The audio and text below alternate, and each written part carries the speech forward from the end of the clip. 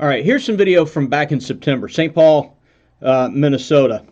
Suspect's name is Ronald Davis, and I wanted to go over this one because we train and train and train and train and train and train for like every possible scenario that we can think of, right? Um, are there things though that you can't necessarily train for? And you're training at the range, you're training in your head, you're gaming out everything on your way to a call, you're gaming out everything on your way to traffic stops or making a traffic stop rather. But can you realistically train for every possible scenario?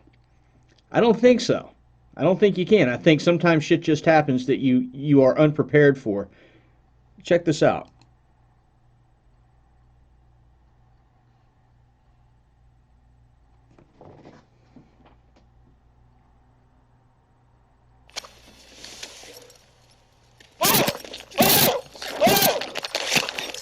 Holy fuck! Get the fuck! Get away from me! Drop the knife! Drop the fucking knife! Drop the knife! What do you want? Shots fired! Shots fired! Thomas! Hey, Griggs! One has been shot! Oh! Fuck! I feel you, bro.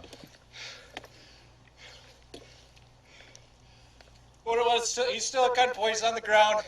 He's bleeding. Have medic stage nearby. Well, they were going to do that anyway.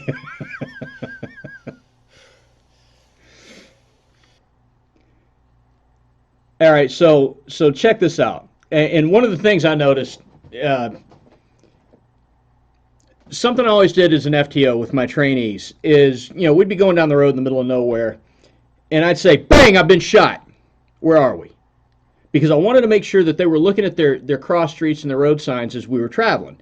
Not just when we were going to a call, but it's important to know where you are at any given moment, right? Just in case some wacky shit happens like this, you need to know where you are without having to look at road signs when your adrenaline's pumping and you've got other things that you need to focus on, like some dude trying to stab you after he intentionally rear-ended you.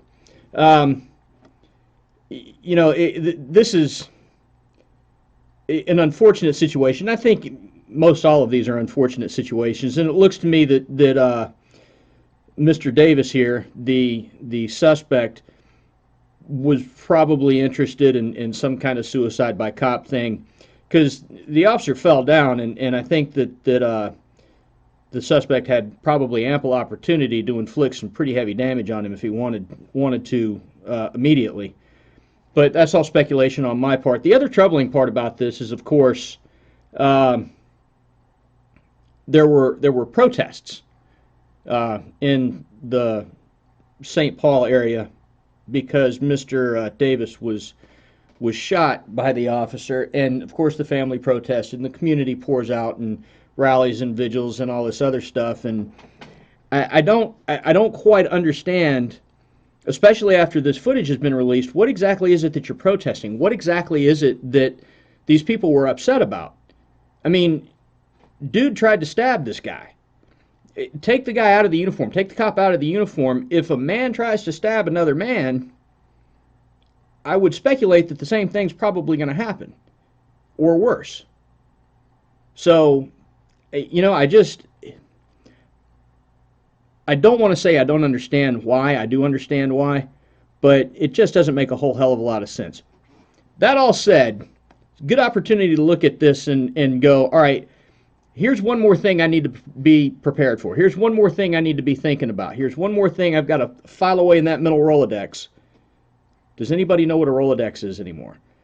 I got to put it in that file in my brain housing group and say, all right, this happened. This is one crazy ass thing that happened. So this is one more crazy ass thing that I've got to put away in the lockbox and try and figure out, how do I deal with this if it happens?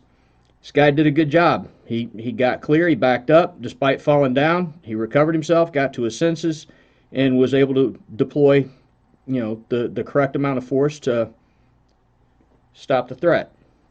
So there we go. Give me your thoughts on this. Leave them in the comments down below. Subscribe to the channel, please. And let's keep this train going, because This is fun, and I hope you guys are getting something out of it. We'll see you soon. Be good or be good at it.